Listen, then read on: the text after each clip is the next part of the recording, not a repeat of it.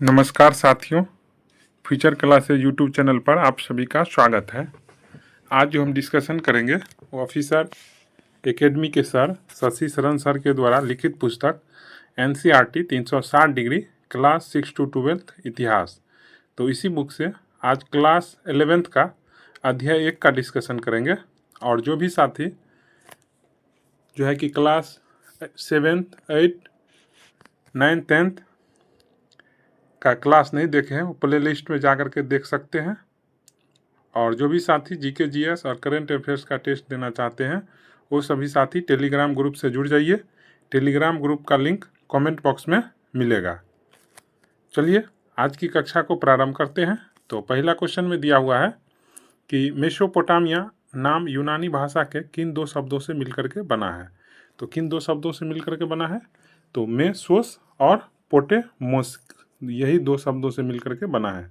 तो हमारा आंसर हो जाएगा बी, मेसोस और पोटेमोस।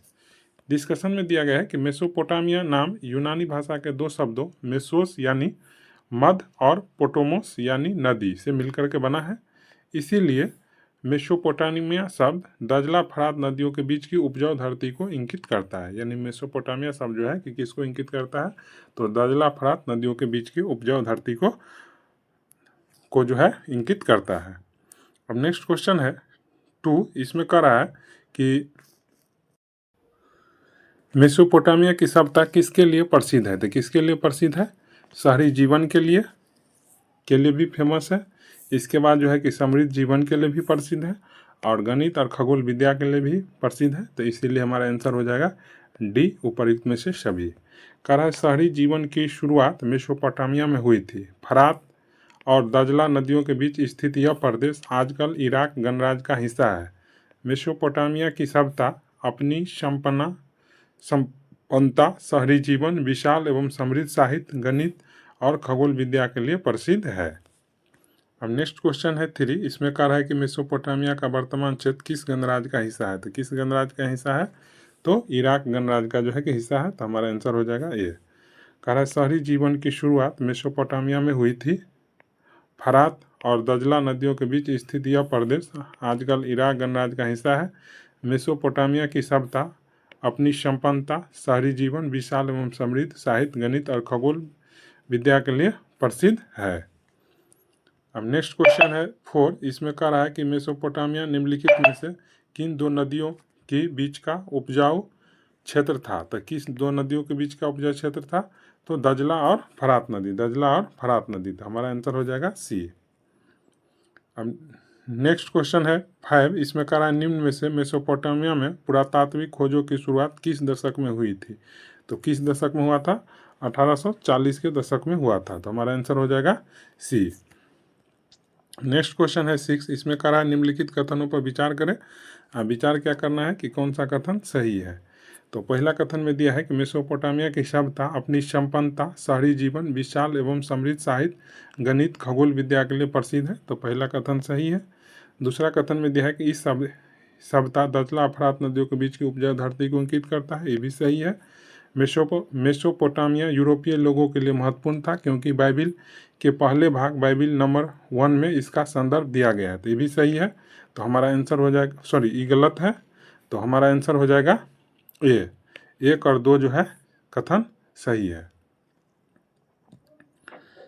डिस्कशन में दिया गया है कि शहरी जीवन की शुरुआत मेसोपोटामिया में हुई थी। फरात और दजला नदियों के बीच स्थित यह प्रदेश आजकल इराक गणराज्य का हिस्सा है। मेसोपोटामिया की सभ्यता अपनी संपन्नता, शहरी जीवन, विशाल एवं समृद्ध साहित्य, गणित और खगोल विद्या के लिए प्रसिद्ध है। मेसोपोटामिया की लेखन प्रणाली और उनका साहित्य पूर्वी भूमध्य सागरीय प्रदेश, उत्तरी सीरिया तथा तुर्की में 2000 ईसा पूर्व के बाद फैला है, जिसके फलस्वरूप उस समस्त क्षेत्र के राज्यों के बीच आपस में यहाँ तक कि मिस्र के फराओं के साथ भी मेसोपोटामिया की भाषा और लिपि में लिखा पढ़ी होने लगे। यूरोप वासियों के लिए मेसोपोटामिया इसलिए महत्वपूर्ण था क्योंकि बाइबिल के प्रथम भाग ओल्ड टेस्टामेंट में इसका उल्लेख कई संदर्भों में किया गया है। उदाहरण के लिए ओल्ड टेस्टामेंट के बुक ऑफ जेनिस में सिमार का उल्लेख है, जिसका तात्पर्य अर्थात सुमेर ईंटों से बने शहरों की भूमि से है। यूरोप के यात्री मेसोपोटामिया शब्द दजला फरात नदियों के बीच की उपजाऊ धरती को इंगित करता है। अब नेक्स्ट क्वेश्चन है 7, इसमें कह रहा है कि मेसोपोटामिया यूरोपीय लोगों के लिए महत्वपूर्ण था क्योंकि बाइबिल के पहले भाग में इसका संदर्भ किससे दिया गया। तो पहले भाग में किसके, तो ओल्ड टेस्टामेंट, किसका संदर्भ दिया गया, ओल्ड टेस्टामेंट में इसका संदर्भ दिया गया। तो हमारा आंसर हो जाएगा सी। नेक्स्ट क्वेश्चन 8, इसमें कह रहा है कि यूरोप वासियों के लिए मेसोपोटामिया क्यों महत्वपूर्ण था। तो महत्वपूर्ण का कारण क्या था, तो बाइबिल के प्रथम भाग ओल्ड टेस्टामेंट में उसका उल्लेख कई संदर्भ में किया गया, ये सही है। ओल्ड टेस्टामेंट के बुक ऑफ जेनिस में सिमार का उल्लेख है, ये भी सही है। यूरोप के यात्री और विद्वान मेसोपोटामिया को अपने पूर्वजों की भूमि मानते थे, तो ये भी सही है। तो हमारा आंसर हो जाएगा डी, उपर्युक्त में से सभी। अब नेक्स्ट क्वेश्चन है 9, इसमें कह रहा है कि नोआ की कहानी मेसोपोटामिया परंपरा की कहानी के समान है, जहाँ मुख्य पात्र को क्या कहा जाता था। तो क्या कहा जाता था, तो जीव शूद्र कहा जाता था और उतना पिस्टिम कहा जाता था। तो हमारा आंसर हो जाएगा डी, ए और बी दोनों सही है। डिस्कशन में दिया गया है कि बाइबिल के अनुसार यह जल प्लावन पृथ्वी पर संपूर्ण जीवन को नष्ट करने वाला था, किंतु परमेश्वर ने जल प्लावन के बाद भी जीवन को पृथ्वी पर सुरक्षित रखने के लिए नोआ नाम के एक मनुष्य को चुना। नोआ ने एक बहुत विशाल नाव बनाई और उसमें सभी जीव जंतुओं का एक एक जोड़ा रख दिया। जब जल प्लावन हुआ तो बाकी सब कुछ नष्ट हो गया, पर नाव में रखे सभी जोड़े सुरक्षित बच गए। ऐसी ही एक कहानी मेसोपोटामिया की परंपरागत साहित्य में मिलती है। इस कहानी के मुख्य पात्र को जीव शूद्र या उतना पिस्टिम कहा जाता था। अब नेक्स्ट क्वेश्चन है 10, इसमें कह रहा है कि मेसोपोटामिया के उत्तर में एक ऊपरी भूमि है जिसे क्या कहा जाता है, जहां पशुपालन लोगों को कृषि से बेहतर आजीविका प्रदान करता है। तो हमारा आंसर हो जाएगा एस्टेपी, यानी आंसर ए। अब नेक्स्ट क्वेश्चन है 11, इसमें कह रहा है कि मेसोपोटामिया के भौगोलिक क्षेत्र के संदर्भ में निम्नलिखित कथन पर विचार करें। विचार क्या करना है कि कौन सा कथन असत्य है, कौन सा कथन असत्य है। तो पहला कथन में दिया गया है कि मेसोपोटामिया के भौगोलिक क्षेत्र के संदर्भ में निम्नलिखित कथन पर विचार करना है। तो पहला कथन में दिया गया है कि इस सप्ताह के उत्तर में ऊंची भूमि है जहां स्टेपी घास के मैदान है, जहां पशुपालन और खेती आजीविका का अच्छा साधन है। तो सही है। इसके पूर्वोत्तर भाग में हरे भरे उच्च नीचे मैदान है जो धीरे धीरे वृक्षाच्छादित पर्वत श्रृंखला के रूप में फैलते गए हैं। तो ये भी सही है। पूर्व में फरात की सहायक नदी ईरान के पहाड़ी प्रदेशों में जाने के लिए परिवहन का अच्छा साधन है, तो ये गलत है। दक्षिण भाग एक रेगिस्तान है और यह वही स्थान है जहां सबसे पहले नगरों और लेखन प्रणाली का प्रादुर्भाव हुआ, तो ये भी सही है। तो हमको कह रहा था कौन सा कथन असत्य है, तो इसीलिए हमारा आंसर हो जाएगा सी, केवल 3 कथन जो है असत्य है। अब नेक्स्ट क्वेश्चन है 12, इसमें कह रहा है कि मेसोपोटामिया के प्राचीनतम नगरों का निर्माण कब से शुरू किया गया था। तो कब से शुरू किया गया था, तो 3000 ईसा पूर्व से किया गया था। तो हमारा आंसर हो जाएगा ए। अब नेक्स्ट क्वेश्चन है 13, इसमें कह रहा है कि निम्न में से कांसा, तांबा और किस धातु से मिलकर के बना हुआ है। कांसा, तांबा और किस धातु से, तो कांसा, तांबा और टीन से मिलकर के बना है। तो हमारा आंसर हो जाएगा बी। अब नेक्स्ट क्वेश्चन है 14, इसमें कह रहा है कि मेसोपोटामिया के शहरीकरण के महत्व के संदर्भ में निम्नलिखित कथन पर विचार करें। ठीक है, और विचार क्या करना है कि कौन सा कथन असत्य है। तो पहला कथन में दिया हुआ है कि शहरी अर्थव्यवस्था में खाद्य उत्पादन के अलावा व्यापार, उत्पादन और तरह तरह की सेवाओं की भी महत्वपूर्ण भूमिका होती है। तो सही है। नगर के लोग आत्मनिर्भर रहते हैं, उन्हें नगर या गांव के अन्य लोगों द्वारा उत्पन्न वस्तुओं या दी जाने वाली सेवाओं के लिए उन पर आश्रित नहीं होना पड़ता था। तो ये गलत है। शहरी विनिर्माताओं के लिए ईंधन, धातु, विभिन्न प्रकार के पत्थर, लकड़ी आदि प्रकार जरूरी चीज़ें भिन्न भिन्न जगहों से आती है, जिनके लिए संगठित व्यापार और भंडारण की भी आवश्यकता होती है। तो ये भी कथन सही है। तो कह रहा था हमारा कौन सा कथन असत्य है, तो हमारा आंसर हो जाएगा ये, केवल 2 कथन जो है असत्य है। अब नेक्स्ट क्वेश्चन है 15, इसमें कह रहा है कि एक पत्थर की मुद्रा बनाने को पत्थर उकेरने के लिए किस धातु के औजार को जरूरत पड़ती थी। तो कांसा का, किसका, कांसा का था। हमारा आंसर हो जाएगा सी। कह रहा एक पत्थर की मुद्रा बनाने वाले को पत्थर उकेरने के लिए कांसे के औजारों की जरूरत पड़ती थी। अब नेक्स्ट क्वेश्चन है 16, इसमें कह रहा है 3000 ईसा पूर्व से पहले कहाँ महिला के सिर को सफ़ेद संगमर में तराशा गया था। तो कहाँ पर, उरुक में। तो हमारा आंसर हो जाएगा बी। अब नेक्स्ट क्वेश्चन है 17, इसमें कह रहा है प्राचीन मेसोपोटामिया वासी अपने प्रचुर वस्त्र और कृषि उपज का व्यापार लकड़ी, तांबा, टीन, चांदी, सोना, शंख और विभिन्न पत्थरों के बदले कहाँ से मंगवाते थे? कहाँ से मंगवाते थे? तो तुर्की से, ईरान से, खाड़ी पार से। तो हमारा आंसर हो जाएगा डी, इनमें से सभी से। डिस्कशन में दिया गया है कि मेसोपोटामिया के खाद्य संसाधन चाहे कितने भी समृद्ध रहे, उसके यहाँ खनिज संसाधनों का अभाव था। दक्षिण के अधिकांश भागों में औजार, मोहरे, आभूषण बनाने के लिए पत्थरों की कमी थी। इराकी खजूर और पोपलार के पेड़ों की लकड़ी, गाड़ियों के पहिए या नाव बनाने के लिए कई खास अच्छी नहीं थी, और औजार, पात्र या गहने बनाने के लिए कोई धातु वहाँ उपलब्ध नहीं थी। इसीलिए हमारे विचार से प्राचीन काल के मेसोपोटामिया लोग संभवतः लकड़ी, तांबा और रांगा, चांदी, सोना, सीपी और विभिन्न प्रकार के पत्थरों को तुर्की और ईरान अथवा खाड़ी पार के देशों से मंगवाते थे। नेक्स्ट क्वेश्चन है 18, इसमें कह रहा है कि मेसोपोटामिया में किस खनिज का अभाव था? तो किस खनिज का अभाव था? खनिज संसाधन का अभाव था। हमारा आंसर हो जाएगा सी। नेक्स्ट क्वेश्चन है 19, इसमें कह रहा है निम्नलिखित कथनों पर विचार करें। विचार क्या करना है कि कौन सा कथन सही है। तो पहला कथन में दिया हुआ है कि मेसोपोटामिया में खाद्य संसाधन चाहे जितनी भी समृद्ध रहे, उसके यहाँ खनिज संसाधन का अभाव था। तो ये कथन क्या है? सही है। दूसरा कथन में दिया है कि प्राचीन काल में मेसोपोटामिया लोग संभवतः लकड़ी, तांबा, रांगा, चांदी, सोना, विभिन्न प्रकार के पत्थरों को इराक और अफ्रीका के देशों से मंगवाते थे। तो गलत है। मेसोपोटामिया के शहरी अर्थव्यवस्था के बोझ उठाने के लिए परिवहन का सबसे सस्ता तरीका जलमार्ग ही होता था, क्योंकि अनाज के बोरों से लदी हुई नावें नदी की धारा के वेग से चलते हैं, जिससे कोई खर्चा नहीं लगता है। तो ये सही है।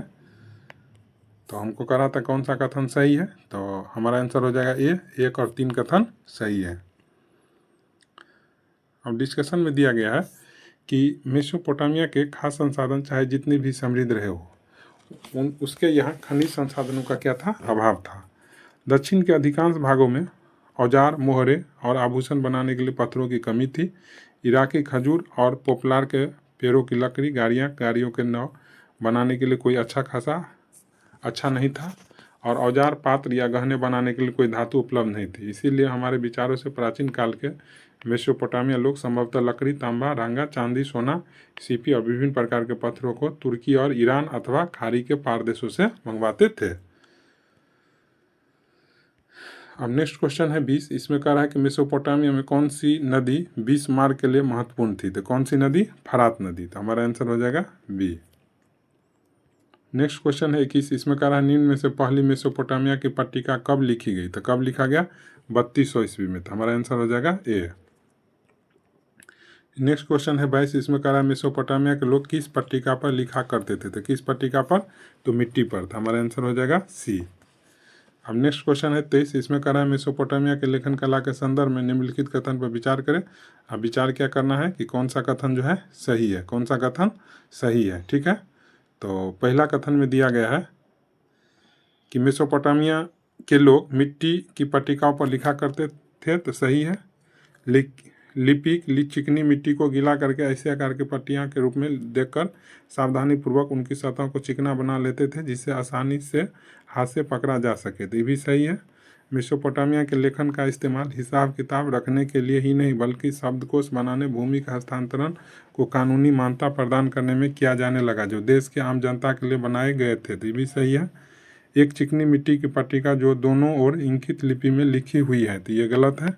तो हमारा आंसर हो जाएगा 1, 2, 3 सही है, यानी आंसर हो जाएगा ये। 4 कथन असत था।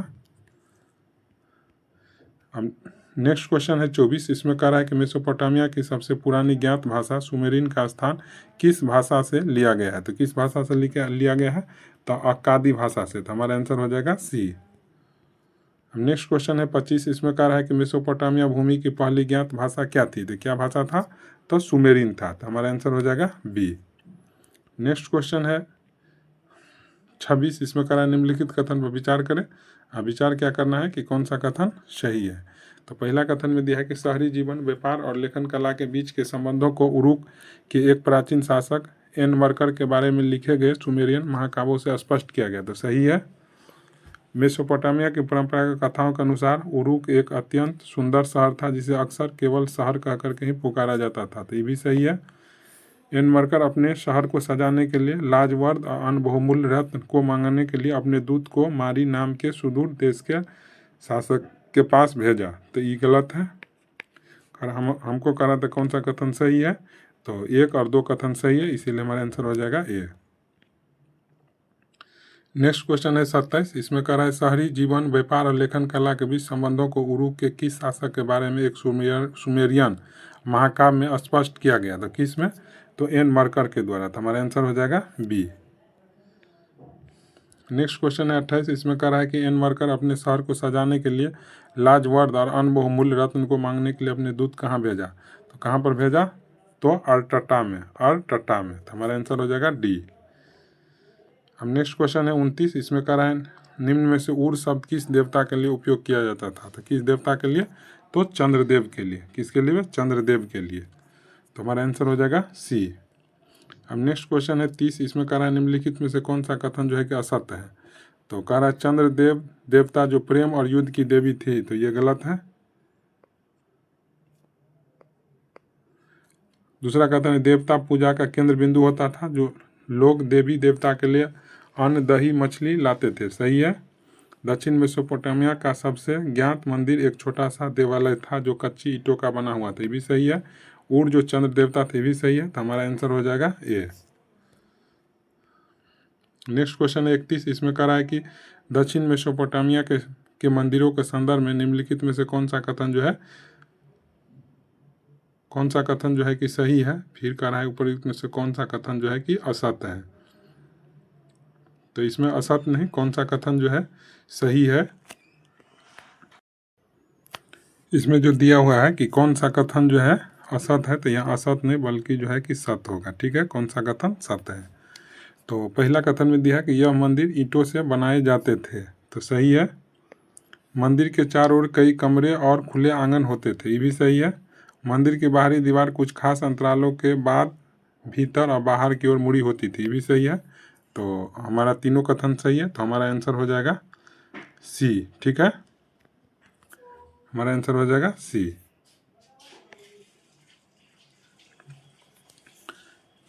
अब डिस्कशन में दिया गया है कि बाहर से आकर बसने वाले लोगों ने अपने गांवों में कुछ चुने हुए स्थानों या मंदिरों को बनाना, उनका पुनर्निर्माण करना शुरू किया।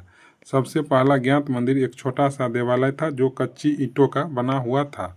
मंदिर विभिन्न प्रकार के देवी देवताओं के निवास स्थान थे, जैसे उर जो चंद्र देवता था और इनन्ना जो प्रेम व युद्ध की देवी थी। ये मंदिर ईंटों से बनाए जाते थे, समय के साथ बड़े होते गए क्योंकि उनके खुले आंगन के चारों ओर कई कमरे बने होते थे। कुछ प्रारंभिक मंदिर साधारण घरों से अलग किस्म के नहीं होते हैं क्योंकि मंदिर भी किसी देवता का घर ही होता है, लेकिन मंदिर की बाहरी दीवारें कुछ खास अंतरालों के बाद भीतर और बाहर की ओर मुड़ी हुई होती थी। अब नेक्स्ट क्वेश्चन है 32। इसमें कह रहा है प्रेम और युद्ध की देवी किसे माना जाता था, किसको माना जाता था, तो इनन्ना को, तो हमारा आंसर हो जाएगा जो है कि बी। अब नेक्स्ट क्वेश्चन है 33। इसमें कह रहा है कि पहली शताब्दी ईसा पूर्व के अंत तक मेसोपोटामिया में किस प्रकार के मोहरों का उपयोग किया जाता था, तो किस प्रकार के मोहरों का, तो बेलनाकार पत्थर की मोहर का, तो हमारा आंसर हो जाएगा ए। अब नेक्स्ट क्वेश्चन है 34। इसमें कह रहा है मेसोपोटामिया के मोहर में निम्नलिखित कथनों पर विचार करें। विचार क्या करना है कि कौन सा कथन सही है, तो पहला कथन में दिया है कि मेसोपोटामिया में पहली शताब्दी ईसा पूर्व के अंत तक यह पत्थर की बेलनाकार मोहरें जो बीच में आर पार छिदी थी, सही है। बेलनाकार पत्थर पर एक तिल्ली लगा करके गीली मिट्टी के ऊपर घुमाई जाती थी, इस प्रकार उसने लगातार चित्र बनता जाता था, तो ये भी सही है। जब तक इस प्रकार की मोहरें की मिट्टी की बनी पट्टिका पर लिखे पत्र पर घुमाया जाता था तो वह मोहर उस पत्र की प्रामाणिकता की प्रतीक बन जाती थी, तो ये सही है। तो हमारा आंसर हो जाएगा सी, 1, 2, 3 कथन सही है। अब नेक्स्ट क्वेश्चन है 35। इसमें कह रहा है मेसोपोटामिया के आम आदमी के सामाजिक व्यवस्था के संदर्भ में निम्नलिखित कथन पर विचार करें। विचार क्या करना है कि कौन सा कथन सही है, तो पहला कथन में दिया है कि कानूनी दस्तावेज से पता चलता है कि मेसोपोटामिया के समाज में एकल परिवार को ही आदर्श माना जाता था, सही है। एक शादीशुदा बेटा और उनका परिवार अक्सर अपने माता पिता के साथ ही रहा करते थे, ये भी सही है। नगरों की सामाजिक व्यवस्था में धन दौलत का ज़्यादातर हिस्सा समाज के एक छोटे से वर्ग में केंद्रित था, तो ये भी सही है। तो हमारा आंसर हो जाएगा सी, 1, 2, 3 सही है। अब नेक्स्ट क्वेश्चन है 36, इसमें कह रहा है मेसोपोटामिया के कौन से नगर जिनको घरों में खुदाई 1930 के दशक में सुव्यवस्थित ढंग से की गई, तो ऊर में। कहाँ पर? ऊर में। डिस्कशन में दिया गया है, यह उन नगरों में से एक था जहाँ सबसे पहले खुदाई की गई। ऊर मेसोपोटामिया का एक ऐसा नगर था जिसे साधारण घर की खुदाई 1930 के दशक में सुव्यवस्थित ढंग से की गई। अब नेक्स्ट क्वेश्चन है 37, इसमें कह रहा है कि मेसोपोटामिया के ऊर शहर के नगर व्यवस्था के संदर्भ में निम्नलिखित कथनों पर विचार करें। अब विचार क्या करना है कि कौन सा कथन सत्य है।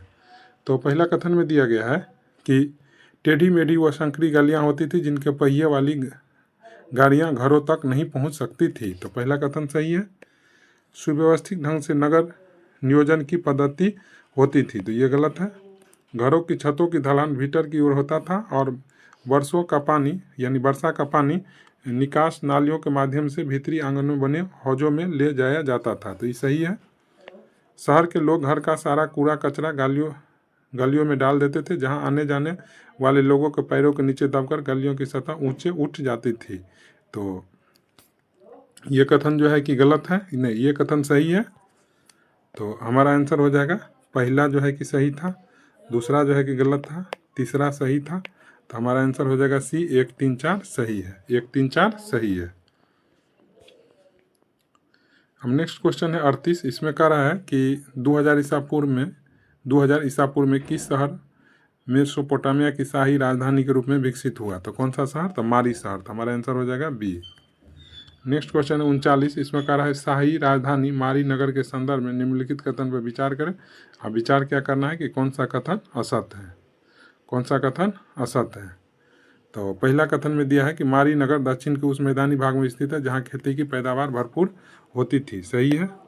मारी अपने अत्यधिक उत्पादन कृषि के साथ साथ दक्षिण मैदान पर नहीं बल्कि दजला नदी पर बहुत ऊपर स्थित है, तो ये जो है कि गलत है। तो हमको कह रहा था कौन सा कथन जो है असत्य है, तो हमारा दूसरा कथन ही असत्य है, इसीलिए हमारा आंसर हो जाएगा ए। नेक्स्ट क्वेश्चन है 40, इसमें कह रहा है निम्न में से मारी के राजा किस समुदाय से थे, तो किस समुदाय से थे? तो एमोराइट समुदाय से था, हमारा आंसर हो जाएगा ए। नेक्स्ट क्वेश्चन 41, इसमें कह रहा है स्टेपी क्षेत्र के किस देवता के लिए मारी नगर में एक मंदिर बनवाया गया था, किस शहर में बनाया गया था? तो डेगन नगर में जो है कि बनाया गया था, तो हमारा आंसर हो जाएगा ए। अब नेक्स्ट क्वेश्चन है 42, इसमें कह रहा है निम्नलिखित में से मारी के राजा कौन थे, तो मारी के राजा कौन थे? डेगन, तो आंसर हो जाएगा बी। अब नेक्स्ट क्वेश्चन है 43, इसमें कह रहा है जिमरी लिम का मारी स्थित राजमहल के संदर्भ में निम्नलिखित कथन पर विचार करें। अब विचार क्या करना है कि कौन सा कथन सही है, कौन सा कथन सही है। तो पहला कथन में दिया हुआ है कि राजमहल प्रशासन उत्पादन विशेष रूप से कीमती धातुओं के आभूषणों के निर्माण का मुख्य केंद्र था, तो सही है। राजमहल का सिर्फ एक ही प्रदेश द्वार जो दक्षिण की ओर बना हुआ है, तो ये गलत है। तीसरा कथन में है कि उनके विशाल खुले प्रांगण सुदूर पत्थरों से जुड़े होते थे, तो ये भी जो है कि सही है। राजमहल के प्रसिद्धि के कारण उनके देखने के लिए उत्तरी सीरिया का एक राजा आया, तो ये भी सही है। तो हमारा आंसर हो जाएगा बी, 1, 3, 4 सही है। नेक्स्ट क्वेश्चन है 44, इसमें कह रहा है राजा के मारी महल में कितने कमरे थे, कितने कमरे थे? 260, तो हमारा आंसर हो जाएगा बी। नेक्स्ट क्वेश्चन है 45, इसमें कह रहा है एक बार मारी के राजाओं के एक अधिकारी ने पत्र लिखा कि उसे रात में बार बार आग लगने के संकेत मिल रहे हैं, एक शिविर से दूसरे शिविर को भेजे जा रहे हैं और उसे संदेह है कि कोई छापा या हमला करने की योजना बनाई जा रही है। वे किसके बारे में कह रहे हैं, तो किसके बारे में कह रहे हैं? तो चरवाहा के बारे में, तो हमारा आंसर हो जाएगा बी। नेक्स्ट क्वेश्चन है 46, इसमें कह रहा है मारी नगर जहां लकड़ी, तांबा, रांगा, मदिरा और अन्य कई किस्मों के माल किसके जरिए दक्षिण और तुर्की, सीरिया और लेबनान के बीच ले जाया जाता था, तो किसके जलमार्ग के द्वारा ले जाया जाता था, तो हमारा आंसर हो जाएगा बी। नेक्स्ट क्वेश्चन है 47, इसमें कह रहा है निम्नलिखित में से कौन सा कथन जो है सत्य है। तो पहला कथन में दिया है कि मारी नगर व्यापार के बल पर समृद्ध हुए शहरी केंद्र का एक अच्छा उदाहरण है, तो सही है। मारी के अधिकारी जलपोत पर लादे हुए सामान की जांच कर उसे आगे बढ़ने की इजाज़त देने से पहले उसमें लादे माल की कीमत का लगभग 10% प्रभार वसूल करते थे। तो ये भी सही है। हमारी राज्य व्यापार और समृद्धि के मामले में उतना सबल नहीं था, परंतु सैनिक दृष्टि के मामले में वह अद्वितीय था। तो ये गलत है। यहाँ कांसा औजार और हथियार बनाने के लिए एक मुख्य औद्योगिकी सामग्री था। तो ये भी सही है। तो हमारा आंसर हो जाएगा बी, 1, 2, 4 सही है। नेक्स्ट क्वेश्चन है 48। इसमें कह रहा है कि निम्न में से किस द्वीप से कुछ पट्टिकाओं में तांबे के आने का उल्लेख मिलता है। तो कहाँ पर? तो अलासिया से। कहाँ से? अलासिया से। तो हमारा आंसर हो जाएगा डी। नेक्स्ट क्वेश्चन है 49। इसमें कह रहा है कि 2500 ईसा पूर्व में यह क्षेत्र लगभग 10 हेक्टेयर था और इसकी आबादी 10,000 से कम थी। दीवारों की रूपरेखा पहले सतह को खुरचकर बनाई गई थी। उपर्युक्त विवरण के आधार पर निम्नलिखित में से कौन सा शहर सही विकल्प है। तो ये सब बात किस शहर के लिए बताया गया था? तो अबू साला बिग शहर के बारे में। तो हमारा आंसर हो जाएगा बी। अब नेक्स्ट क्वेश्चन है 50। इसमें कह रहा है कि पुरातात्वविदों ने जानवर और पौधों के अवशेषों प्राप्त करने के लिए बड़ी मात्रा में खुदाई की। उन्हें एवेन्यू पर अस्तित्व का मुख्य प्रमाण क्या मिला? तो क्या प्रमाण मिला था? तो जली हुई मछली। तो हमारा आंसर हो जाएगा ए। अब नेक्स्ट क्वेश्चन है 51। इसमें कह रहा है कि मेसोपोटामिया के लोगों को अपने नगरों पर कितना अधिक गर्व था। उपरोक्त कथनों का विवरण किस महाकाव्य में मिलता है? तो किस महाकाव्य में मिलता है? तो गिलगेमेश महाकाव्य में जो है कि इसका विवरण मिलता है। तो हमारा आंसर हो जाएगा सी। नेक्स्ट क्वेश्चन है 52। इसमें कह रहा है मेसोपोटामिया संस्कृति में शहरों का महत्व के संदर्भ में निम्नलिखित कथन पर विचार करें। विचार क्या करना है कि कौन सा कथन जो है कि सही है। तो पहला कथन में दिया है कि मेसोपोटामिया वासी शहरी जीवन को महत्व देते थे, जहां अनेक समुदाय और के लोग संस्कृतियों के साथ साथ रहा करते थे। तो सही है। मेसोपोटामिया की दुनिया की सबसे देन है उनकी काल गणना और गणित की विद्वान पूर्व परंपरा। तो ये भी सही है। पृथ्वी के चारों चंद्रमा की परिक्रमा के अनुसार एक पूरे वर्ष का 12 महीनों में विभाजन, 1 महीने का 4 हफ्तों में विभाजन, 1 दिन का 24 घंटों में, 1 घंटे का 7 दिन विभाजन, ये सब मेसोपोटामिया वासी से ही हमें मिला है। तो ये भी सही है। तो हमारा आंसर हो जाएगा सी, 1, 2, 3 सही है। अब नेक्स्ट क्वेश्चन है 53। इसमें कह रहा है कि पृथ्वी के चारों चंद्रमा की परिक्रमा के अनुसार वर्ष का 12 महीना विभाजन, महीनों का 4 सप्ताह में, दिन का 24 घंटों में और घंटे को 60 मिनट में, वह सब कुछ जो हमें मानते हैं हमारा दैनिक जीवन, ये सब जो है कि किसके का पास है? तो मेसोपोटामिया हमारे पास है। तो हमारा आंसर हो जाएगा ए। नेक्स्ट क्वेश्चन है 54। इसमें कह रहा है निम्नलिखित कथनों पर विचार करें। विचार क्या करना है कि कौन सा कथन सही है। तो पहला कथन में दिया है कि उत्तरी प्रदेशों के आसीरियाई लोगों ने एक साम्राज्य की स्थापना की जो 720 से 610 ईसा पूर्व तक अपने उन्नति के शिखर पर रहा। सही है। इस प्रदेश की अर्थव्यवस्था इन दिनों लूटमार की हो गई थी, क्योंकि अधीनस्थ प्रजाजनों को दबाकर उनके खाद्य सामग्री, पशु, धातु, शिल्प की वस्तुओं के रूप में बेकार और नजराना जबरदस्ती लिया जाता था। सही है। बड़े बड़े असीरियाई शासक जो बाहर से आकर के बसे थे, दक्षिण क्षेत्र बेबीलोनिया को उच्च संस्कृति का केंद्र मानते थे। सही है। असुर नेपाल में ऐसे भी शहर थे जो पट्टिकाओं के विशाल संग्रह तैयार किए जाने प्राप्त करने के मशहूर थे। तो ये गलत है। तो हमारा आंसर हो जाएगा ए, 1, 2, 3 सही है। अब नेक्स्ट क्वेश्चन है 55। इसमें कह रहा है कि असुर बिनपाल के शासनकाल में बेबीलोनिया की राजधानी क्या थी? तो क्या राजधानी था? तो नवे राजधानी था। अब नेक्स्ट क्वेश्चन है 56। इसमें कह रहा है कि बेबीलोनिया के किस राजा ने उत्तर में स्थित अपनी राजधानी निनवे में एक पुस्तकालय की स्थापना किया था? तो कौन किया था? तो असुर बिनपाल ने किया था। तो हमारा आंसर हो जाएगा ए। अब नेक्स्ट क्वेश्चन है 57। इसमें कह रहा है सिकंदर ने बेबीलोनिया पर विजय कब प्राप्त की थी? तो कब प्राप्त किया था? तो 331 ईसा पूर्व में। तो हमारा आंसर हो जाएगा सी। डिस्कशन में दिया गया है कि बेबीलोन में भवन निर्माण की परियोजना पूरी की उस समय से लेकर के 539 ईसा पूर्व में ईरान के एक्केमेनिड लोगों द्वारा विजित होने के बाद 331 ईसा पूर्व में सिकंदर से पराजित होने तक बेबीलोन दुनिया का एक प्रमुख नगर बना रहा। नेक्स्ट क्वेश्चन है 58। इसमें कह रहा है कि निम्नलिखित में से किस 625 ईसा पूर्व में बेबीलोनिया को असीरियन वर्चस्व से मुक्त कर दिया? तो कौन कर दिया था? तो नाबोपोलस मर ने किया था। नेबोपोलासर्स ने किया था। तो हमारा आंसर हो जाएगा बी। नेक्स्ट क्वेश्चन है 59, इसमें कह रहा है कि निम्न में से जिगुराट का क्या तात्पर्य है। तो क्या तात्पर्य है, तो सीढ़ीदार टावर। तो हमारा आंसर हो जाएगा डी। नेक्स्ट क्वेश्चन है 60, इसमें कह रहा है कि स्वतंत्र बेबीलोन का अंतिम शासक कौन था। तो कौन था, तो नेबो-निडीज था। तो हमारा आंसर हो जाएगा बी। तो इस प्रकार आज का डिस्कशन हो गया। आशा करते हैं आप सभी साथियों को अच्छा लगा होगा। अच्छा लगा हो तो चैनल को सब्सक्राइब कीजिए, लाइक कीजिए, अपने दोस्तों के पास शेयर कीजिए। धन्यवाद।